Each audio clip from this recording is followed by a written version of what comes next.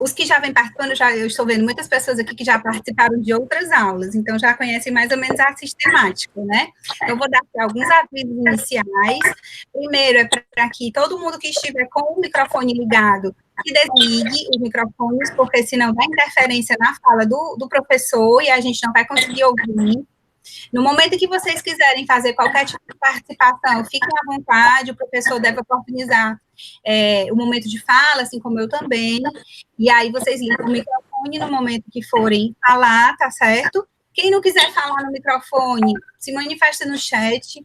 No chat, normalmente, todo mundo interage e as pessoas fazem as perguntas, outros colegas até mesmo respondem, né? Então, sejam todos bem-vindos e bem-vindas ao nosso projeto Aula Online. Vou iniciar agradecendo ao Manuel por ter aceitado o convite, né? Estar bem dentro dessa iniciativa, trazer pessoas que estão com experiências em outros estados, nesse momento em que nós estamos distantes fisicamente, mas que nós encontramos ferramentas que estão nos aproximando remotamente, mas em tempo real, né? Quer dizer, estamos todos nós neste mesmo momento compartilhando essa experiência com essa ferramenta que é o Google Meet, que através da internet, né? Então, que seja realmente um momento edificante, que seja um momento que a gente possa desenvolver conhecimento, porque o conhecimento é assim, é essa troca, né? O professor Manuel, eu tive o prazer de participar da banca dele, né, na Unifor, e a gente não se conhecia tão bem, mas viramos amigos, a gente tem um montão de coisa em comum, a gente pensa muito parecido. Eu vi, Manuel, que você já vai lançar outro livro, né? Eu já quero até que você fale também desse outro livro. Então, você a fala para as suas palavras iniciais e depois, gente, todo mundo vai receber a aula, o link da aula no YouTube, salva no YouTube, tá bom? Manuel, com você aí a fala, eu vou colocar na outra tela, gente, já, depois da fala inicial, para a gente fazer aquela tela mais centralizada no palestrante, tá? Tá ótimo, Darlene, muito obrigado pelo convite. Primeiro quero agradecer a você o convite e também mandar uma lembrança para todo mundo do Ceará, do estado do Ceará. Foi um estado que me acolheu também, tão bem. Eu cheguei no estado do Ceará com 24 anos de idade, fiquei até os 30 e aprendi tantas coisas. Acredito que ter feito um doutorado em Direito Constitucional me fez colocar o pé no chão no direito, na ciência jurídica, que antes eu estava numa vibe com as ciências sociais de um modo geral, até porque o meu mestrado tinha sido em políticas públicas na Federal do Piauí, e por mais que a gente estude para concurso, a gente sabe que nossa cabeça ela enraiza mais quando é um mestrado e é um doutorado, e é o que a gente acredita na educação, e a educação como um meio libertador, e um meio de fazer todos nós estarmos juntos aqui neste momento e nessa live. A nossa conversa vai ser sobre segurança jurídica e a desburocratização do registro de imóveis no Brasil. Vamos tentar levar de uma maneira mais leve, de uma maneira mais tranquila, suave, até porque de densidade já basta tudo que está acontecendo na vida de todos nós, em decorrência da Covid, em decorrência da pandemia, como enquadrada como pandemia. Então a gente vai dividir por alguns segmentos.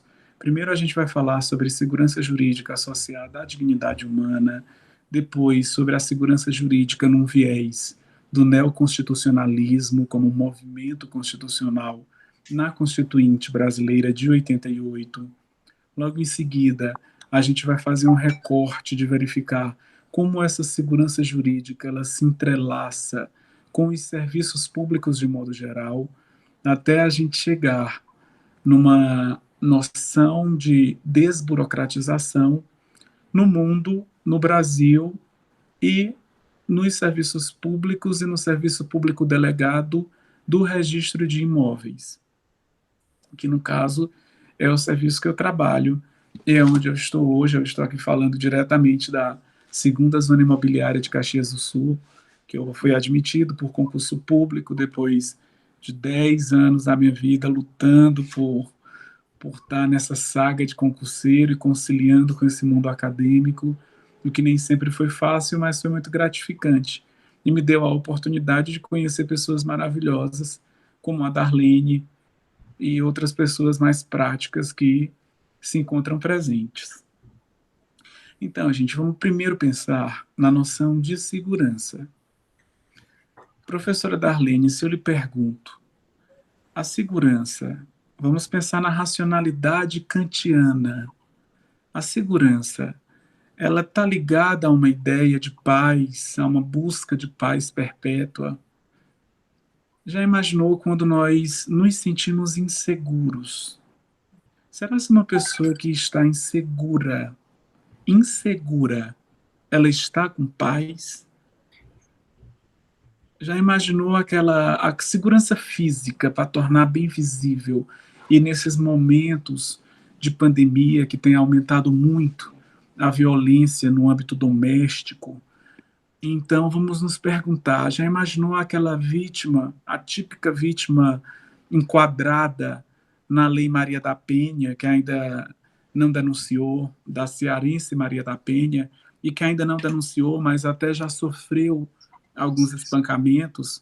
Então, nessa órbita, será se esta pessoa, na cintura do enquadramento da Lei Maria da Penha, será se ela está numa situação de segurança ou está numa situação de insegurança? A resposta é bem óbvia, não é? E essa resposta revela tanto da gente, porque quando a gente liga os noticiários, principalmente quem gosta de ciência política, de teoria política, quem gosta de pegar uma Globo News e outros canais maravilhosos nessa liberdade democrática que a gente tem no Brasil e que luta por ela. E hoje, dia da imprensa, queria deixar registrado, hoje, 1º de junho de 2020, dia da imprensa. Então, quando a gente liga e vê uma briga de poderes, como é que a gente fica também?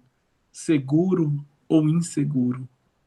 Então, eu parti primeiro de um exemplo, pegando do exemplo físico, pegando uma possível pessoa que se enquadra na Lei Maria da Penha, e agora eu fiz um exemplo para vocês mais político, para a gente ver que a segurança, independente de ser algo político, independente de ser algo físico, ela está necessariamente vinculada à dignidade humana. Ah, professor Manuel, mas que dignidade humana é essa que você está me falando?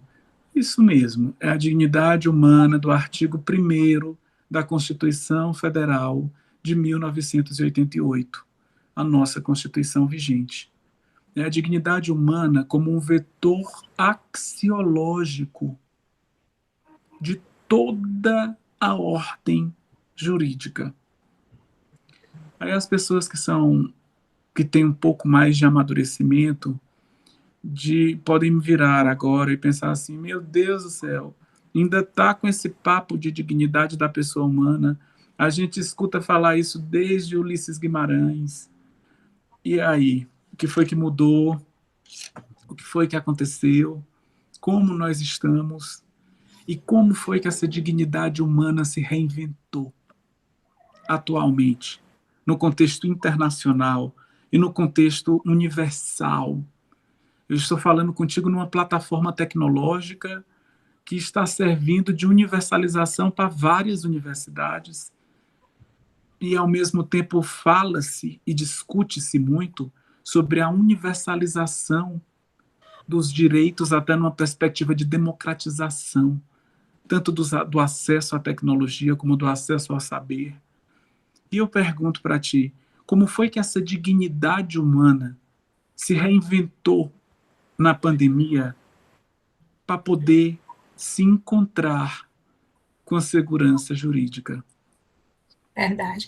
Manuel, aproveitando aí essa sua deixa, dessa questão dessa universalização, né? Então, talvez para a gente, seja bem acessível estarmos agora conversando com essa tecnologia que exige, além de um equipamento, né, uma boa internet, porque senão a gente não vai conseguir o sinal, e compartilhar que tem sido uma dificuldade entre os nossos alunos da graduação. Então, isso realmente é um grande problema de acessibilidade, inclusive para os demais alunos dos outros níveis, né, de saberes, então, para os adolescentes, crianças, os alunos das escolas públicas.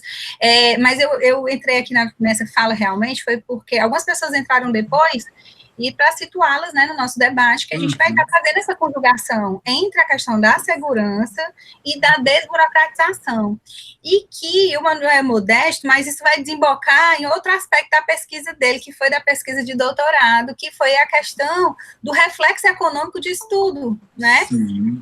Porque as pessoas, existe um preconceito muito grande com relação à sociedade, com relação aos serviços prestados pelos cartórios, né, de um modo geral, né, e o papel que eles têm nessa questão da dignidade humana, nessa questão do desenvolvimento econômico, né, e eu acredito que essa desburocratização, Manuel, ela vai um pouco quebrar esse paradigma, porque vai aproximar isso da população, né, vai desmistificar mais. Para você ver, eu vi, né, durante essa pandemia, postagens de usuários elogiando os serviços registrais, coisas que a gente não via antes da pandemia. Então, um aspecto positivo, né, para a gente ressaltar com relação a essa desburocratização, né?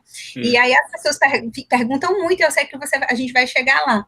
Os cartórios estão funcionando? O que é que eu já posso pedir ao cartório? Que seja online, né? Assim, as pessoas estão sedentas por esta inovação, não é, Manuel? Sim, as pessoas estão sedentas. Quando tu falaste, Darlene, dos impactos econômicos que existe dessa própria noção de segurança, é porque nós podemos utilizar até o termo do Michel Foucault, de que está tudo capilarizado.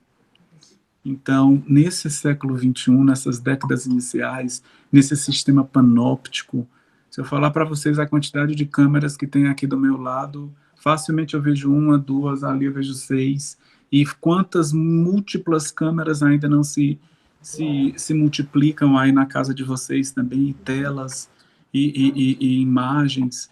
Então, esse sistema do panoptismo, ele faz também, está tudo capilarizado. Então, o impacto de uma insegurança jurídica tem um impacto econômico. Por quê? Porque quem está inseguro vai buscar um método de se tornar seguro. A gente sabe, por exemplo, lá naquele exemplo que eu disse para vocês, Lei Maria da Penha e questões de uma ciência política. Uma vítima da Lei Maria da Penha, ela tem custos para ela ir numa delegacia. Não é por telepatia. Então, eu acho até interessante que depois vocês podem pesquisar nesses sites como algumas vítimas encontram uma maneira de denunciar seus agressores por telefone quando ele está do lado. E como as próprias pessoas que fazem esse serviço têm que ouvir, porque são códigos que lembram aparecendo assim quando a gente era adolescente, que conversava, estava ali naquele namorinho, queria conversar e chegava alguém. Só que, infelizmente, a vida mostra um lado muito cruel. E não é mais um namorinho, já é a consequência, não é? Então, é uma consequência, claro, que de casos isolados, que não é uma maioria. Mas para a gente perceber como esses pequenos atos, eles já revelam muito dos códigos, das linguagens, das manifestações do direito. E o direito, a ciência jurídica, ela chegou num ponto que ela não consegue mais evoluir se ela ficar só naquela lógica de que ela é uma ciência do dever ser. Sabe, Darlene? Nós do direito e o direito registral imobiliário, o direito imobiliário em si, ele se situa cada vez mais numa perspectiva de uma ciência do vivo, do agora, do hoje, principalmente dessas novas gerações que estão vindo, do aqui e agora, do fazer, do falar, e de você fragmentar discursos, identidades e histórias. E essa fragmentação nem sempre é uma fragmentação tão agradável assim como a gente imagina.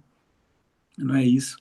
Então, eu me lembro que há 10 anos atrás, praticamente, eu fiz uma especialização na Universidade Cândido Mendes, e ela já era nesse modelo misto, meio presencial, meio online, e era especialização em Direito da Tecnologia da Informação.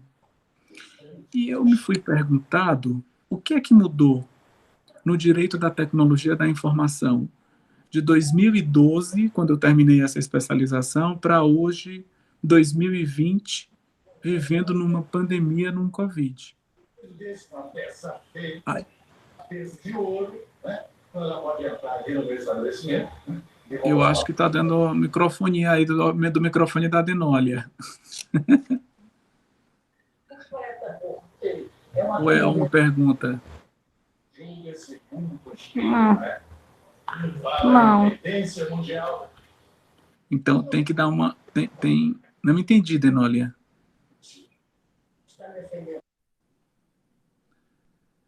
Então, gente, o que é que acontece? Essa tendência mundial, e foi a parte que eu escutei, ela entra bem naquele discurso que eu estava conversando com a Darlene, que todos nós estávamos conversando, sobre essa perspectiva de universalização. Então, o termo técnico para essa tendência mundial é essa universalização, que ela se embebeda da própria noção de direitos naturais, de direitos humanos, de toda uma construção teórica. E a grande pergunta lá daquele início de conversa que eu tinha feito com a Darlene era: como foi que a dignidade da pessoa humana se reinventou para poder se encontrar com a segurança jurídica? E é a pergunta que eu faço para vocês. Então, gente, é o seguinte: a dignidade da pessoa humana, ela se inventou através de duas premissas básicas, da liberdade e da igualdade.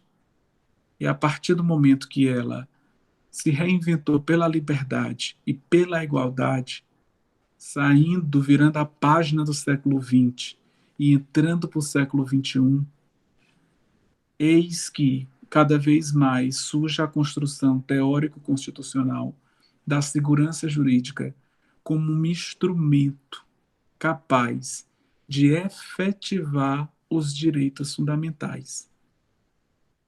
E, óbvio, os direitos fundamentais clássicos são a segurança e a igualdade.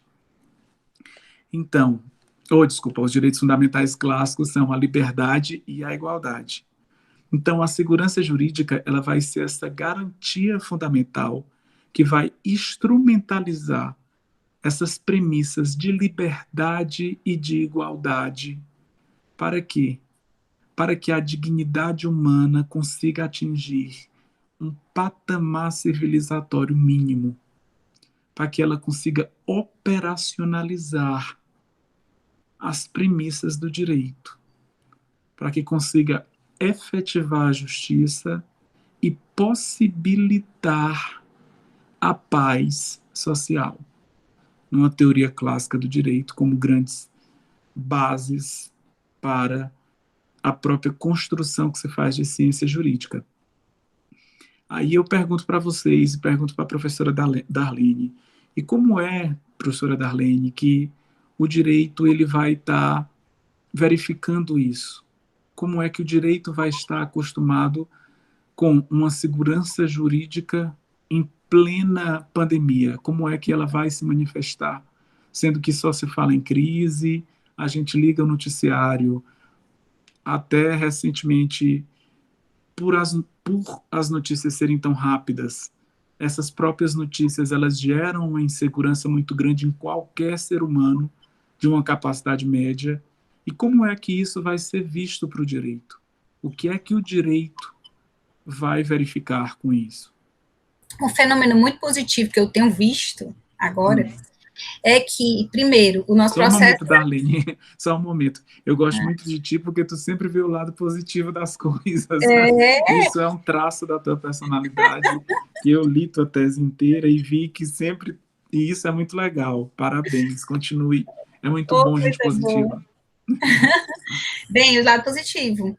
Eu não sei se vocês perceberam, mas a gente está vendo a nossa legislação andando muito mais rápido, tentando acompanhar o fato social.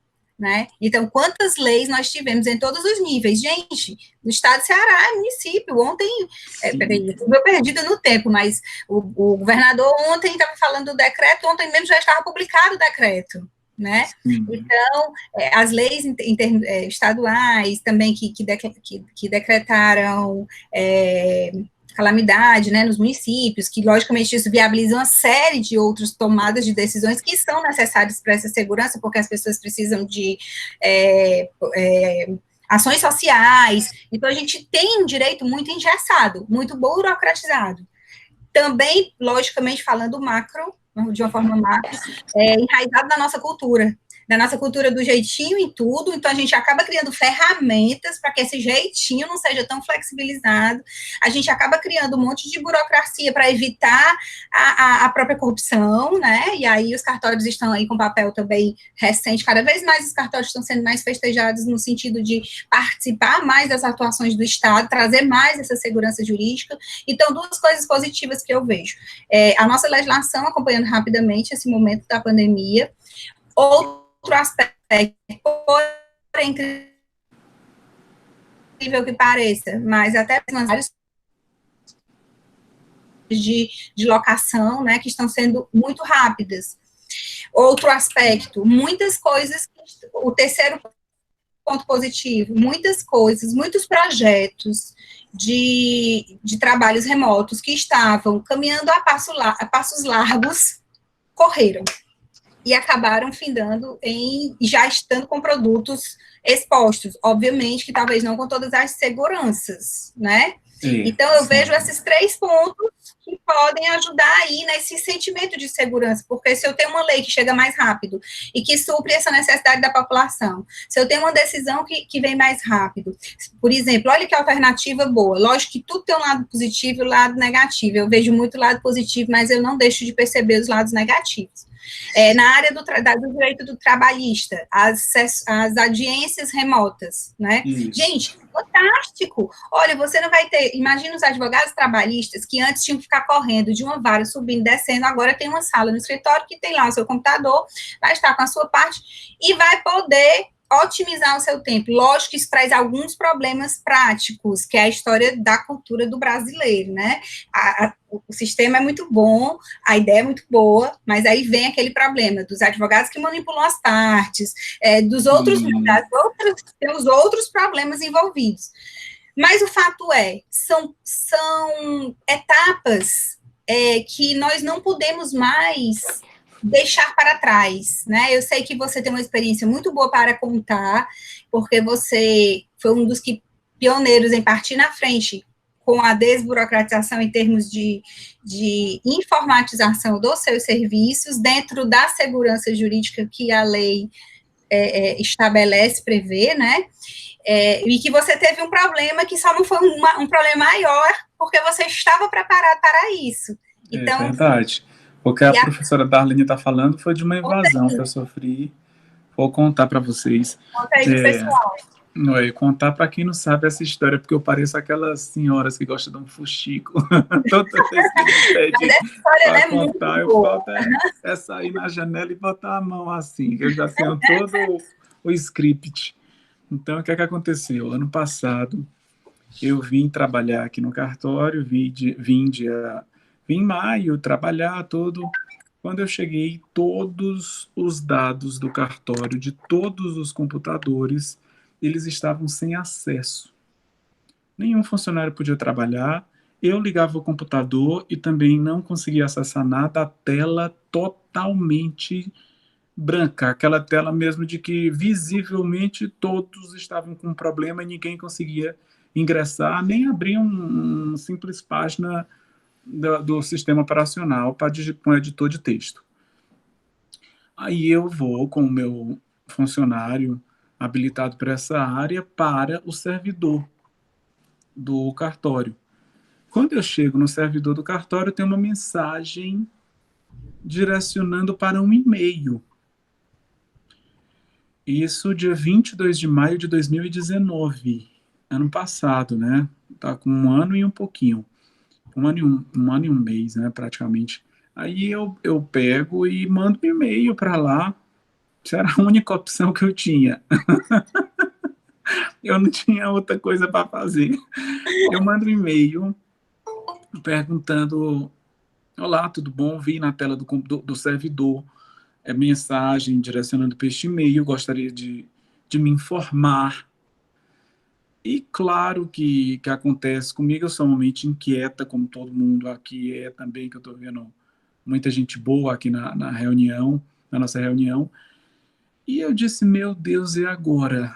Eu estou na segunda zona imobiliária de Caxias do Sul, estou com uma responsabilidade do tamanho do mundo jurídico que estou inserido, estou com minha carreira em jogo, porque eu estava muito mais do que um cartório e do que um registrador de imóveis.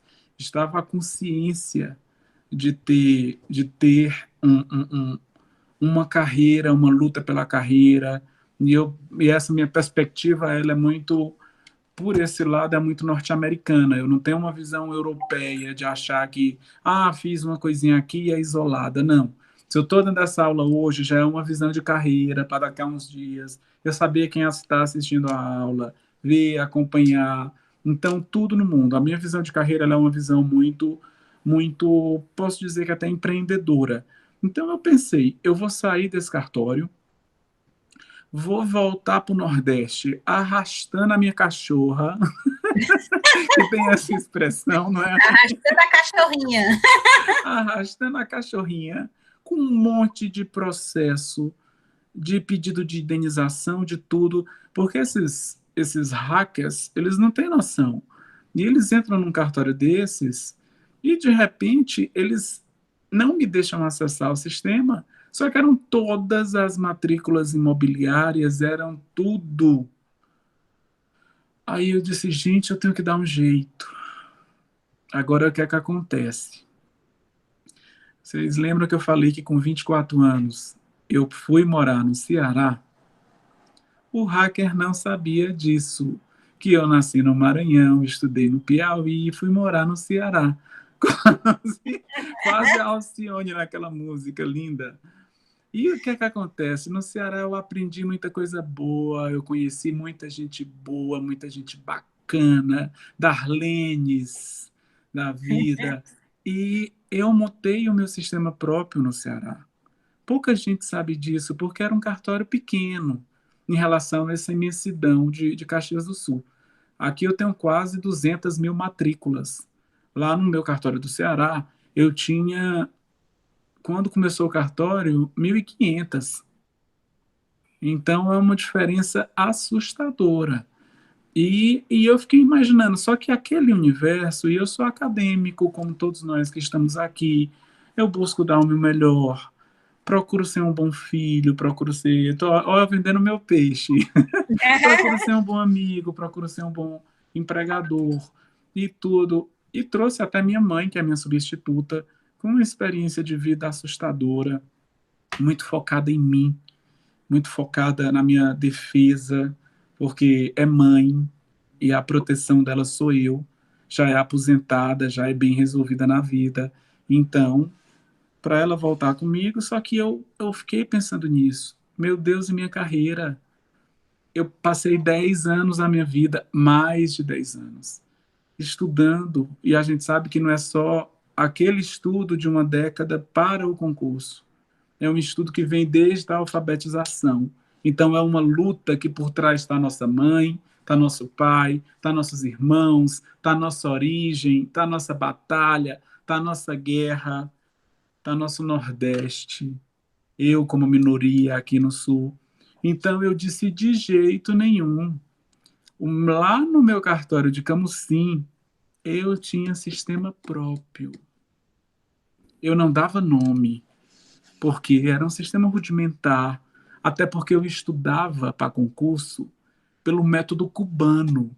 Como é o método cubano de estudo? É estudar resolvendo casos práticos, que é o método que a Unifor adota. Então, por isso que eu gostei tanto da Unifor e me dei tão bem no doutorado. O curso de medicina da Unifor, que já está aí como um dos melhores do Brasil, É toda porque essa metodologia. toda a metodologia do método cubano resolver caso concreto. Por mais que no cartório de Camusim eu tivesse uma equipe maravilhosa de 3, 4 pessoas, muitas pessoas pensavam, ele está fazendo doutorado e ele não está resolvendo as coisas do cartório dele de Camusim.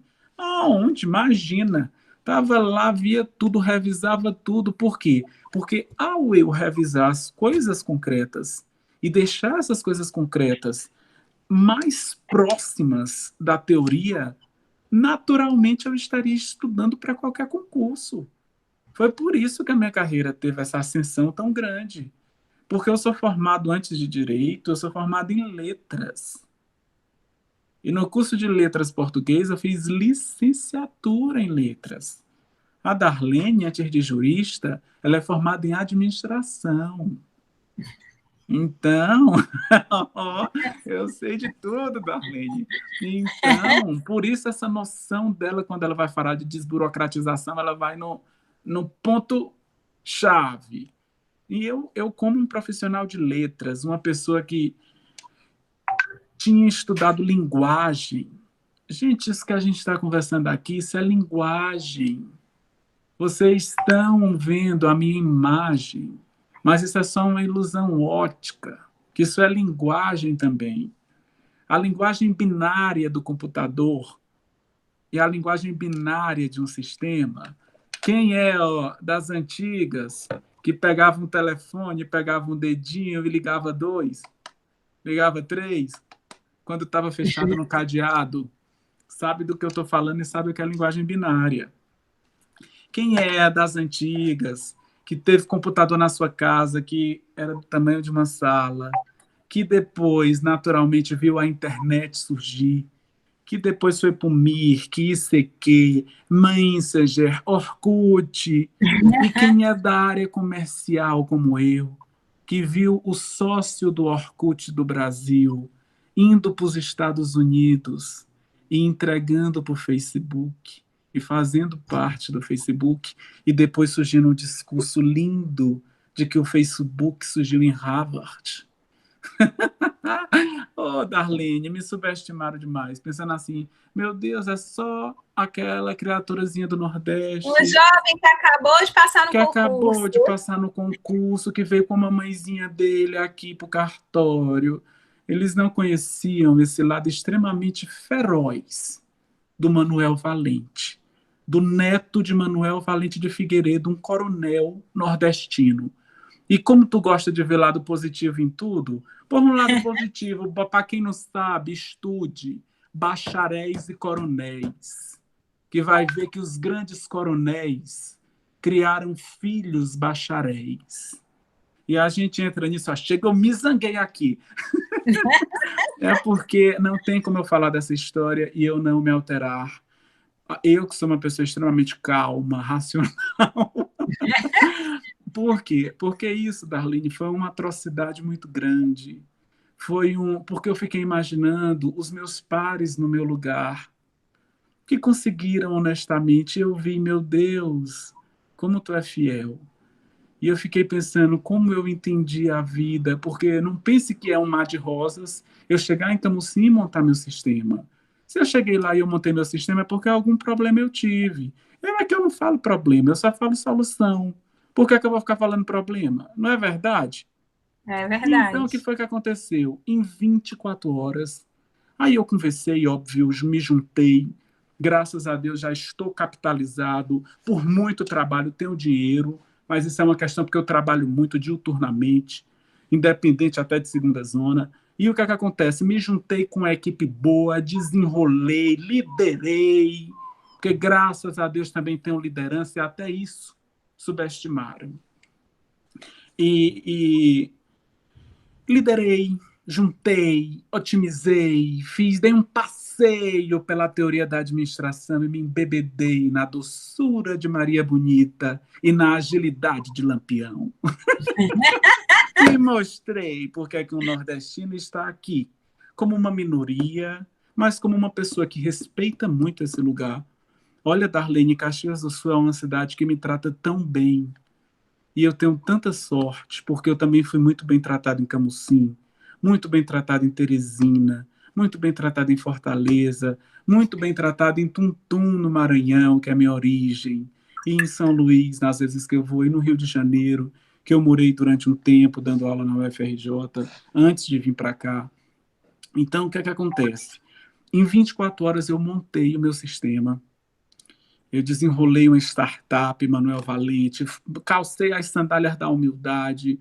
Tem uma música do Gilberto Gil que ela fala: se eu quiser falar com Deus, interpretada até pela gaúcha Elis Regina, uma música divina, maravilhosa.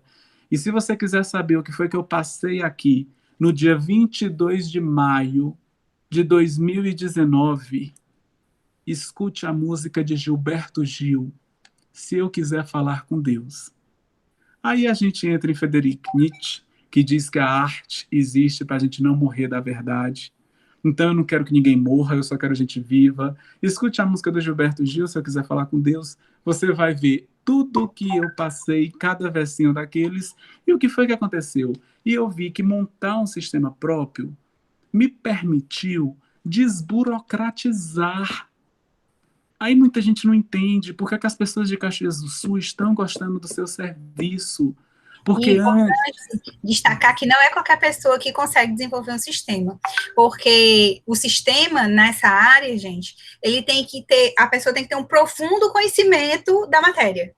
Então não é só ser um bom Eu não tinha programador, né? conhecimento da matéria, sabe, Darlene?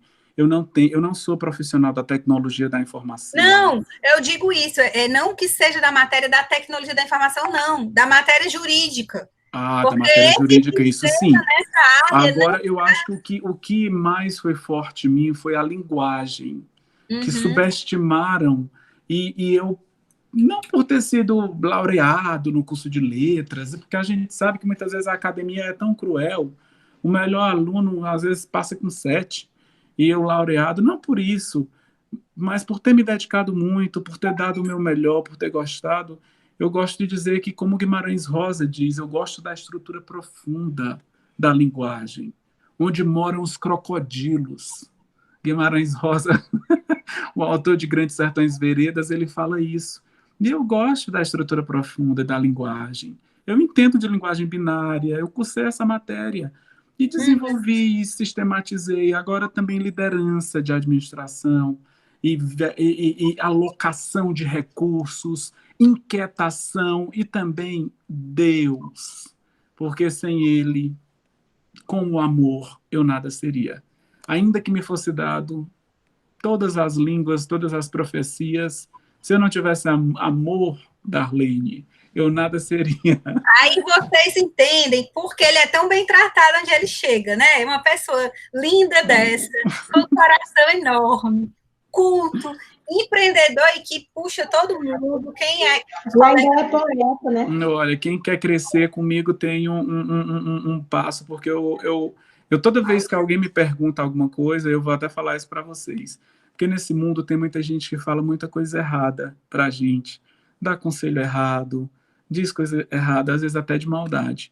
Porque existe ser humano é bom ou mal, aquela discussão, né, de John Locke com tudo, com Rousseau, o ser humano é bom, é mal, é lobo do próprio homem. Eu acho assim, que as pessoas são plurimas, existe gente boa, existe gente mal, existe gente que com você é boa, existe gente que com você é má, mas existe muita gente que lhe dá conselho errado, que lhe diz coisa errada, coisa que não presta. Então, uma coisa que eu sei, e às vezes pode ser até a gente. Eu mesmo, assim, uma pessoa que eu não gosto de me pedir um conselho e tal, porque tem isso, muitas vezes está perdida. Então, o que é que acontece? Eu procuro, Darlene, sempre dar um conselho que realmente seja o que eu esteja pensando. Claro que com jeitinho, para não magoar, também tentando me calar, mas eu procuro sempre dizer o que é melhor para a pessoa e o que eu estou realmente pensando. Porque o conselho que eu dou hoje é o conselho que eu escuto amanhã. O que eu digo hoje, amanhã, se eu for falar com a pessoa pergunta. E a pessoa mesmo diz: você se lembra que você me disse aquilo, que era para fazer aquilo? Então, esse exemplo bem grotesco é para a gente ver que o bem compensa. O bem, ele compensa, sim, compensa a gente ser do bem, compensa a gente procurar aprender o que é bem, o que é verdade. Parece Cora Carolina, quando ela diz, né? que bem, a bondade, ela também se aprende. E no final das contas ela compensa, mesmo que nosso coração esteja magoado, esteja ruim. Por isso eu quero dizer até para o hacker que invadiu meu sistema, se ele via assistir essa aula, que eu agradeço, Darlene, e perdoo, sabe? Isso não significa que eu vou parar de mobilizar a ação na justiça que está em trâmite, porque uma coisa não tem nada a ver com a outra. Uma coisa é Deus, outra coisa é o direito dos homens. Entendeu? Mas eu perdoo. Até para inibir que se faça com outras pessoas, justamente, né? Eu acho que é um papel cidadão até. É um papel do jurista continuar com a ação, mover, buscar a verdade, mostrar a verdade, mostrar quem foi que invadiu, por que é que invadiu, o que foi que faltou. É o papel social do jurista, e eu não vou me eximir disso. Mas eu perdoo e agradeço, porque eu acabei montando uma startup, Manuel Valente, e montando um sistema, e falar de desburocratização, eu que estudei para dar essa aula para vocês, eu posso resumir que a desburocratização, ela se resume numa palavra: boa vontade. A pessoa tem que ter boa vontade, mas ela precisa também ter confiança. E a confiança vem do estudo. E aí eu ia dizer que para ela ter essa boa vontade e ela saber que está segura, ela precisa ter conhecimento. E é onde eu vejo que a maior burocracia que existe é a falta do conhecimento. Porque a pessoa se sente insegura, porque nós sabemos que os registradores, eles têm muitas obrigações, muitos deveres que são desconhecidos da sociedade, que são muito cobrados por isso, muito fiscalizados por isso, e nós temos uma leva muito boa de profissionais que estão exercendo a atividade atualmente, né? Mas a gente sabe que nós estamos uma sucessão de profissionais, né? Ainda temos aqueles mais antigos com que são fundamentais para a gente poder. Os mais antigos às vezes são tão criticados, mas eles são fundamentais. E trazem toda uma bagagem para essa segurança jurídica. Nessa questão, Darlene, deixa eu só te interromper rapidinho, porque essa questão dos profissionais mais antigos, principalmente eu que aparentemente, por ter 34 anos, uso as vestes de um profissional muito novo, mas eu sou muito bem resolvido em relação a isso. Os profissionais mais antigos, eles são fundamentais. Olha, tem conhecimento que eu só aprendo que não estão nos livros. Exatamente. Conhecimentos tão sutis. O problema não é na antiguidade, na novidade, o problema é no assunto que tu é especialista, que tu sabe mais que ninguém, que se chama liderança, para ligar os elos de conhecimento. E para quebrar arestas também, porque como isso é fundamental hoje para o processo de desburocratização. Exato. A liderança, ela tem que estar, e os líderes têm que ter conhecimento do que realmente pode, do que realmente não pode, saber até onde aperta o seu sapato, até onde a lei vai, respeitar a lei, respeitar as decisões judiciais, respeitar o direito adquirido, o ato jurídico perfeito e a coisa julgada, nós, profissionais do direito, porque é aí, com o domínio da segurança jurídica, que os líderes vão se sentir aptos para exercer com plenitude os elos do saber, que vão poder ligar conhecimentos intergeracionais, que todos são necessários, porque hoje eu posso estar me achando novo, no auge, mas com fé em Deus um dia eu consiga ficar velho, porque na época de uma pandemia, o tanto de jovem que está morrendo, a gente nem sabe se vai chegar lá, e muitas vezes as pessoas mais jovens são tão cruéis com o conhecimento que vem com os anos, com o conhecimento do amadurecimento. Isso é típico do brasileiro, não valorizar essa experiência, não só nessa área, mas em outras áreas. Em todas as áreas. Veja como os nossos idosos são tratados, né? Como essa pandemia está sendo cruel, de proibir vários lugares, de classificar como grupo de risco pessoas maiores de 60 anos de idade. Como isso é de uma crueldade assustadora, como isso acaba tolhendo a própria liberdade por um utopismo. Tu tá como assim, entendendo? as próprias empresas, né, Manuel, têm substituído, você próprio se manifestou sobre esse assunto em um grupo nosso, como as nossas empresas têm substituído talentos, né, eu já passei por isso também, e outras, gente, tem inclusive uma colega nossa aqui assistindo, que também passou por isso recentemente, deixa eu ver, até, não sei se ela ainda está aqui, mas que essa cultura de pegar o mais experiente, que é melhor remunerado, exatamente porque já tem uma carga de conhecimento maior, porque já investiu mais em conhecimento, em desenvolvimento e tudo, e aí pega e troca aquela pessoa que tem uma remuneração mais alta por 3 de remuneração menor.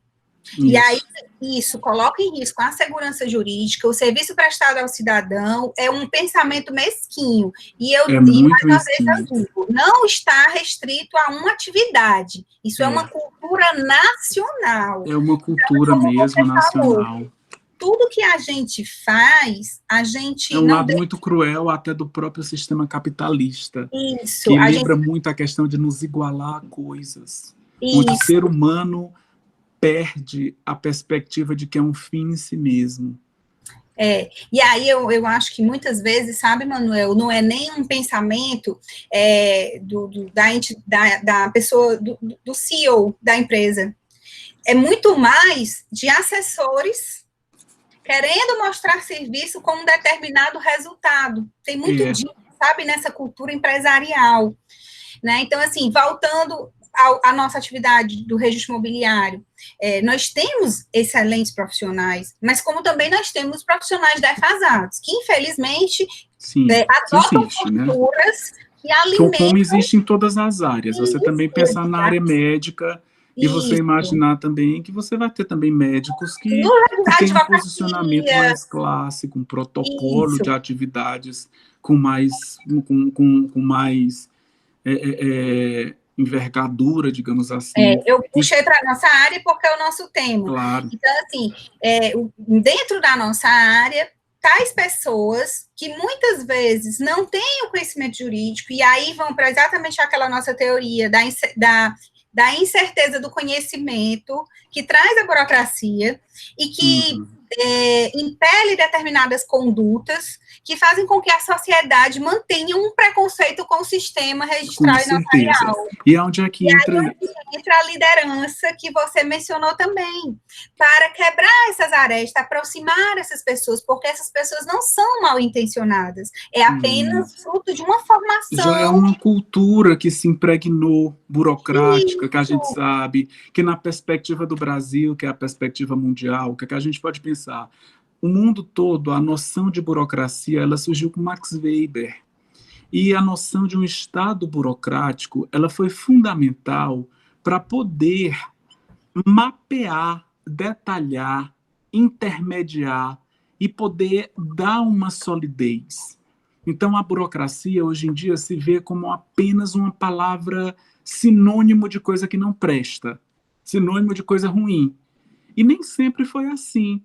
E quem sabe se vai continuar assim, porque hoje as coisas estão ficando muito fluidas. Será se daqui a uns anos não vai ser necessário muita coisa voltar para o papel? Depois que muitos manuais, que é a minha luta para tentar evitar, mas depois que muitos manuais sofrerem ataques de hackers, crackers, ou seja lá o que for, e depois que muita gente vê que tem que ter um elo, que tem que ter uma ligação. Então, a Márcia fez uma pergunta aqui, Manuel, já há algum tempo, ela falou sobre a assinatura nos contratos, deixa eu ver aqui o que foi que ela colocou aqui, deixa eu ver aqui, deixa eu voltar só um pouquinho, foi uma pergunta interessante que o pessoal gostou, a assinatura dos contratos com certificação digital. Eu vou dar minha opinião e eu falo a sua, certo?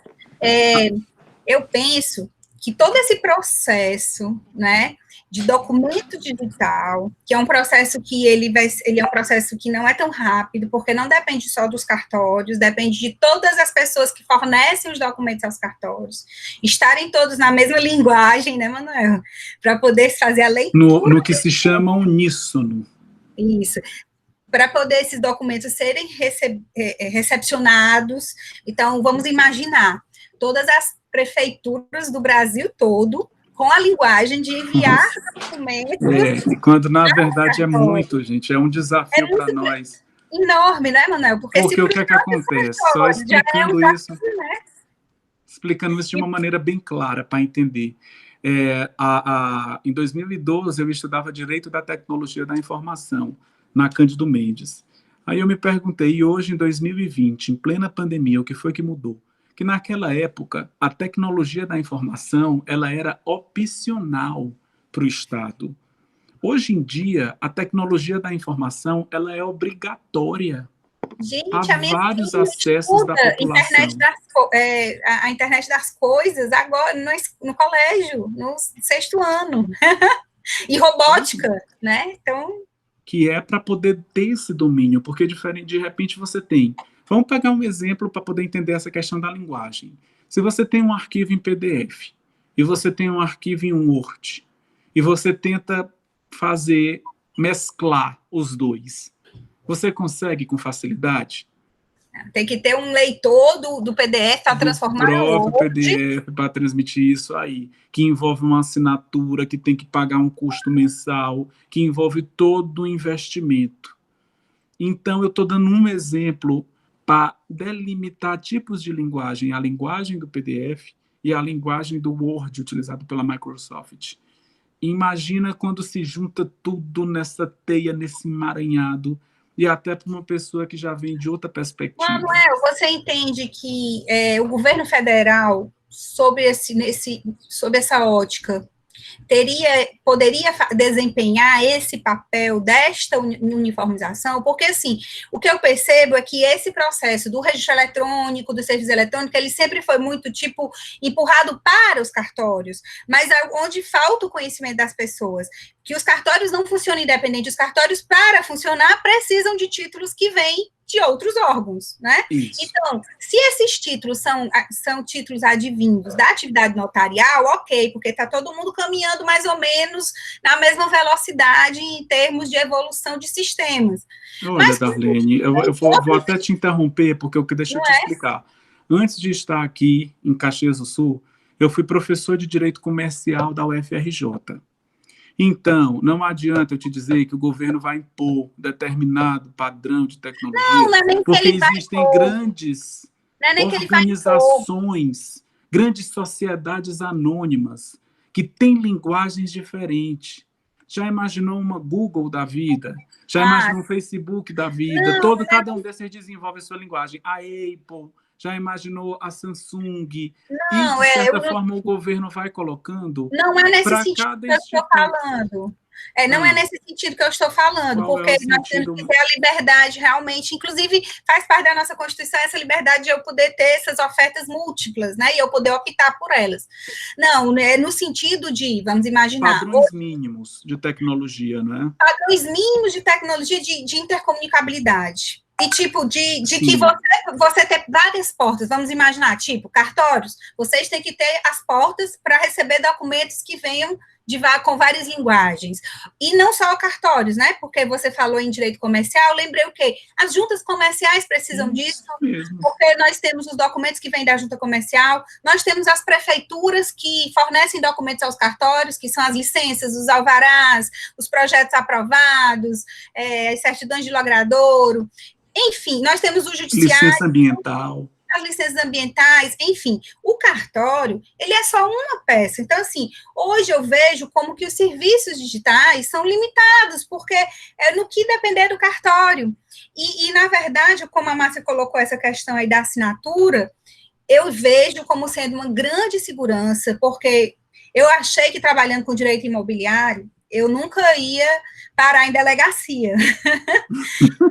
E eu fui várias vezes. Inclusive, nós fizemos uma determinada época, que eu assessorei um determinado cartório, nós fizemos um flagrante. Saiu aí noticiado, não foi uma gangue em Fortaleza, que estava fraudando contratos em bancos, foi um negócio grande. E nós... Envolve dinheiro, envolve muitas expertises. Isso. Então, nós fizemos um flagrante dessas pessoas, foi que desbocou aí toda a investigação, por conta de alguns mecanismos de defesa que o cartório conseguiu identificar, enfim. Mas como a atividade registral e notarial, ela está disseminada na sociedade, e que, quando eu falei governo federal para vir para estadual e para vir para municipal, no sentido de impulsionar isto. Vou te dar outro exemplo. Hoje, eu tenho uma visão boa da administração municipal, do município de Fortaleza, e estadual, né? Então, hoje eu vejo, por exemplo, na secretaria que eu administro, que nós temos 600 mil habitantes, então temos 29 bairros da cidade, 42%, é maior do que muitos municípios do Brasil, né? Então, uma regional.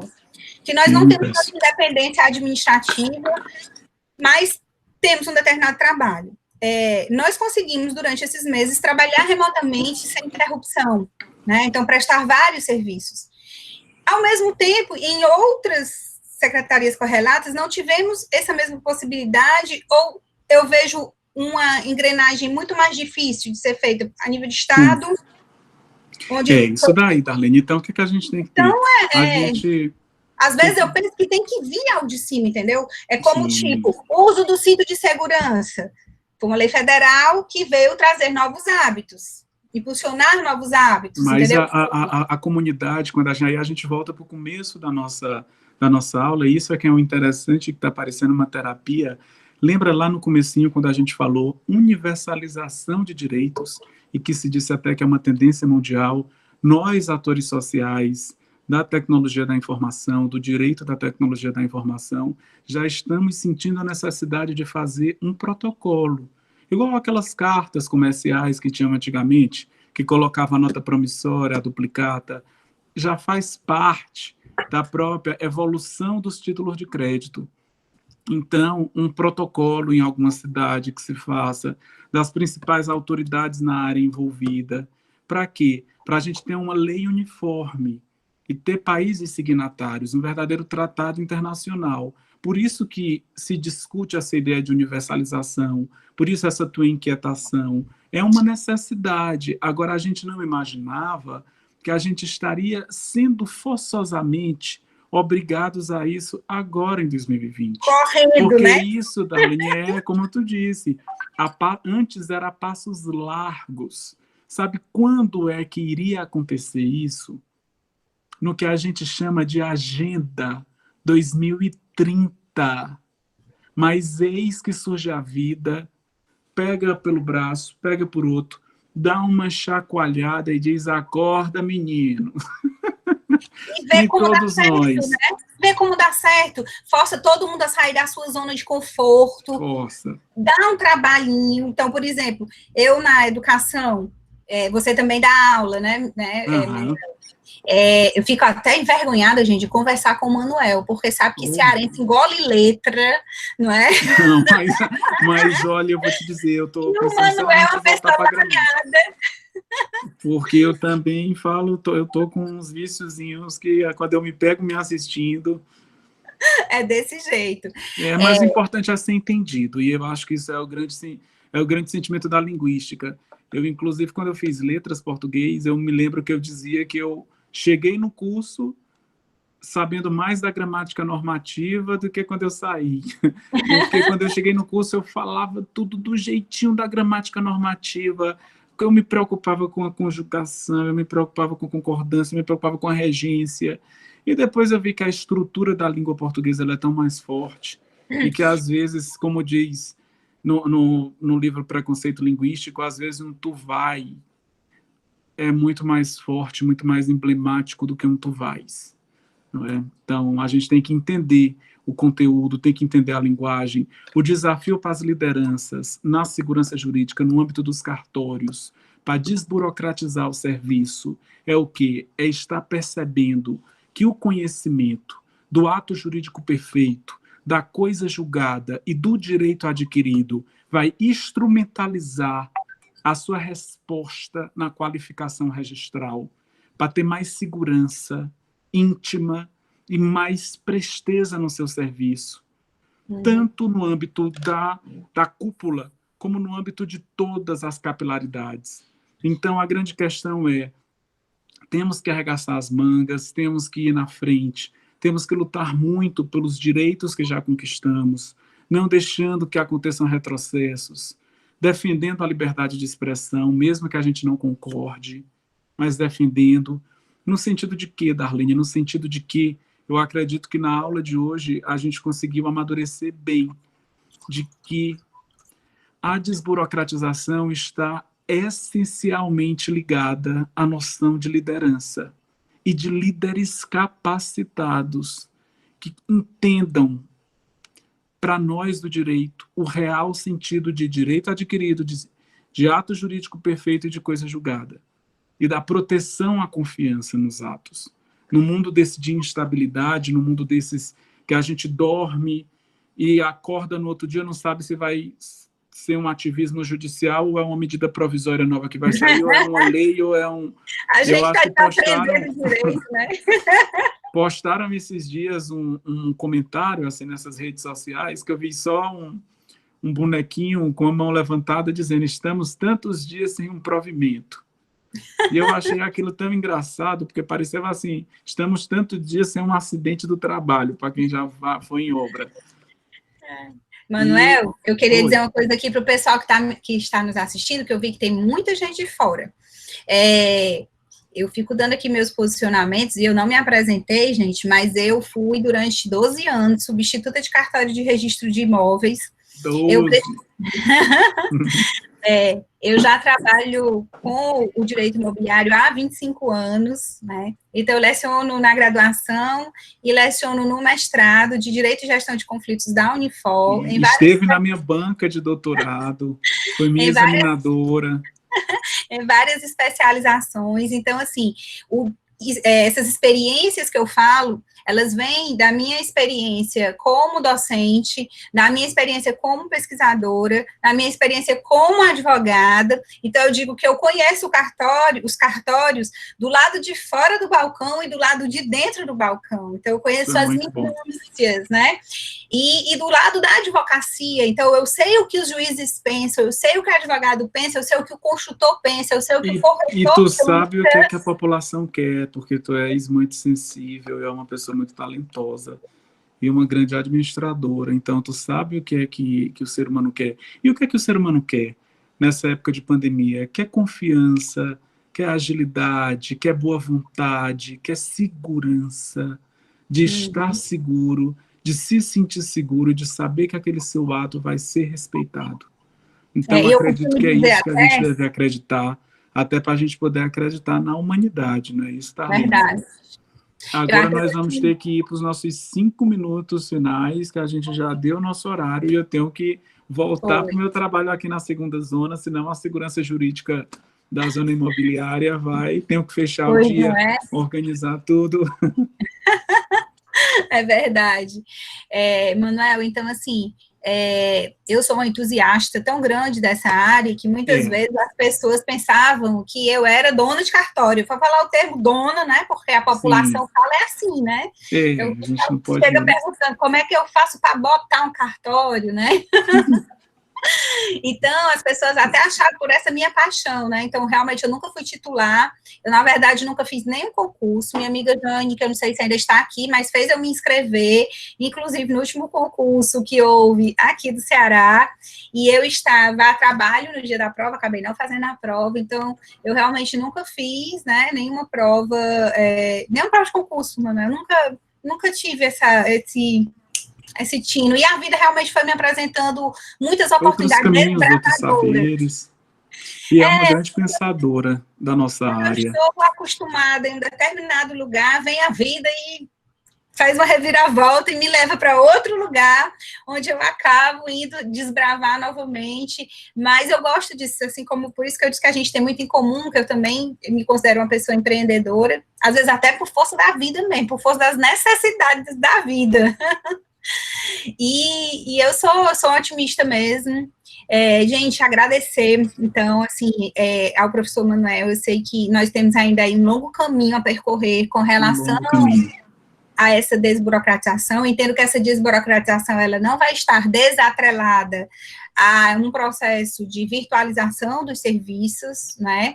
Eu gosto sempre de falar nesses assuntos, né? Hoje eu estou muito ligada na área política, muito ligada com deputados federais, e a gente sabe que a competência para legislar sobre registros públicos é da União, né? Então a gente vem tratando sobre alguns projetos nessa área, mas eu costumo dizer que a gente precisa falar mais sobre registros públicos para que precisamos entender mais.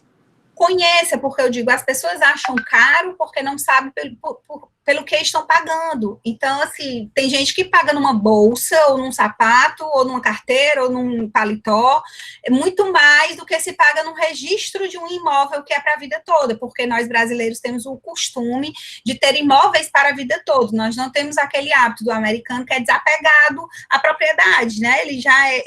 Até porque lá é um sistema bem diferente lá nos Estados Unidos. Lá nos Estados Unidos é hipoteca. Né? Então, lá as propriedades, elas são de quem comprou e depois vendeu para os bancos. Isso. Os grandes senadores. Olha, eu falando, é um sistema diferente. A gente ainda tem a propriedadezinha no nosso nome registrado em cartório. Mas eu pergunto, já imaginou se vai ficar assim? A nossa luta de segurança jurídica é para permanecer. Porque o que é que eu visualizo, Darlene? Que a ordem econômica e financeira, ela precisa de atores econômicos livres. E nós, do Brasil, nós já temos um déficit tão grande e tantos assuntos para resolver, como a própria reforma agrária, que se repaginou, e hoje em dia fala-se em regularização fundiária, tanto a rural e a urbana, porque a gente era de uma sociedade rural e viemos para uma sociedade urbana. Nós tínhamos camponeses e grandes pessoas no campo, e daí, na década de 80, se falar de reforma agrária. Só que essas pessoas vieram para as cidades, vieram para palafitas, vieram para diversas situações. E que trouxeram vários problemas para a administração pública, né? Até hoje, saneamento, iluminação. Tem lugares que não se consegue entrar. Aí, Darlene, deixa eu até te falar uma coisa bem interessante, para a gente finalizar a aula e se preocupar. O que é que ficou de bom dessa aula? Uma coisa muito legal é a gente, no direito, amadurecer que o direito à propriedade, tecnicamente falando, que consta no artigo 5º caput da Constituição Federal, ele é diferente do direito à moradia, que é um direito social. Nós, juristas, temos que entender essa técnica, igual a gente separa o direito das obrigações dos direitos reais. Também separar o direito de propriedade, tecnicamente falando, do direito à moradia. Porque se a gente consegue ultrapassar esse limite, a gente vai atingir a dignidade humana, que é o nosso vetor axiológico, e é onde repousa todo o fundamento de reinvenção da segurança jurídica, ligada à liberdade, ligada à igualdade. Tá certo? Manuel, muito obrigada, querido. De volta aí os seus trabalhos, né? Vou voltar aqui, deixa eu mostrar para vocês, então, porque a gente tem que mostrar um pouquinho para vocês. Eu acho que como está no cruzado, aqui, não sei se dá. Aqui é o sistema que eu acabei criando, junto com a ajuda de grandes pessoas aqui do Rio Grande do Sul, talentos, pessoas do Ceará me ajudaram, do Piauí, amigos, tanta gente. E a gente já utiliza várias tecnologias, claro que nenhuma sem autorização, porque quem me conhece sabe, eu sou muito legalista, gosto de defender tudo do direito, tudo bem certinho, mas a gente já tem aqui experimentos como, deixa eu tentar aproximar para vocês darem uma olhada, que é essa luta, sabe, Darlene, da gente ir procurando dar o melhor da gente naquilo que a gente faz, e acreditar na humanidade, acreditar nos seres humanos, acreditar que compensa viver, e viver fazendo bem, viver procurando bem, viver buscando a honestidade nos nossos atos, em tudo. Então é isso. Queria deixar um grande abraço para vocês. Qualquer coisa, meu Instagram é @ManuelValenteFN, que está lá na página da professora Darlene. Se quiser perguntar alguma coisa da aula de hoje, aproveitar que tem 22 pessoas, quem assistiu a aula, quiser perguntar alguma coisa, quiser compartilhar uma ideia, eu mesmo na confusão arrumo um tempinho para responder. Não tem, as minhas senhas não são com assessores, realmente sou eu que respondo de pergunta por pergunta, mesmo que eu fique sem responder. Tá certo, gente? Um abraço grande, um abraço para todo mundo que está presente, para todo mundo do Ceará, dessa terra maravilhosa, e todo mundo do Brasil, desse país encantador. A gente vai sair dessa, vai sair muito mais fortalecido, vai sair bem, vai sair convictos das nossas atribuições, dos nossos ofícios. Eu acho que a gente vai realmente, é um momento em que a gente, nós estamos todos crescendo como pessoas, crescendo como profissionais, né? Então, assim, quantas coisas efetivamente nós, nesse momento, aprendemos, né? Quantas coisas a gente não conhecia e foi apresentado, né? Eu quero terminar, gente, fazendo o convite para vocês. Deixa eu ver se eu vou conseguir aqui mostrar. Mas vou fazer só o convite mesmo, falando. Então, na próxima quarta-feira, nós vamos ter uma aula às 19 horas, do nosso projeto Aula Online, com a professora Adelaide Uchoa, e a gente vai estar falando sobre direito público e direito imobiliário. Então, vai estar falando de algumas coisas envolvendo a questão do direito público, de licenças. Também vai ser uma conversa muito boa. Gente, pouca gente sabe, a professora Adelaide, ela é excelente. Ela foi minha amiga no doutorado da Unifor, e eu estudei a propriedade. E a professora Adelaide, ela estudou a posse. Então, a gente teve diálogos incríveis. Uma tese se relaciona com a outra de uma maneira muito mágica. E ela é muito inteligente, aquela mulher. Meu Deus, como vocês, cearenses, hein? Gente, que povo inteligente. Ai, Manuel, e assim, a Adelaide, ela foi minha colega da primeira comissão. Consegui, vocês estão vendo aí a apresentação, né, agora, do convite. Então, a Adelaide, ela foi da primeira comissão de direito imobiliário do Estado do Ceará, que foi a segunda comissão de direito imobiliário do Brasil, a comissão da OAB. Na época, nós éramos pouquíssimos profissionais na área, a Adelaide, nem eu, nem ela, a gente era da área, nós éramos desbravadoras. Mas a gente já vem se acompanhando desde então e entramos na Unifor para lecionar, né? Então, estão todos aí convidados. Não sabia que vocês tinham sido contemporâneos na Unifor.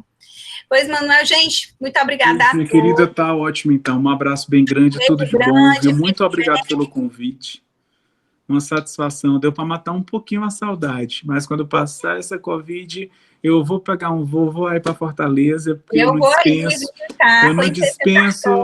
não dispenso escutar Fagner lá no Mucuripe, lembrar dos meus 20 anos, quando eu passei um Réveillon em Fortaleza, e escutei essa música e chorei, que só. Mas eu vou comer por com 20 anos de amor, eu e Fagner no Mucuripe, com todos vocês. Um abraço bem grande, viu? Beijo, tchau, gente. Até a próxima aula.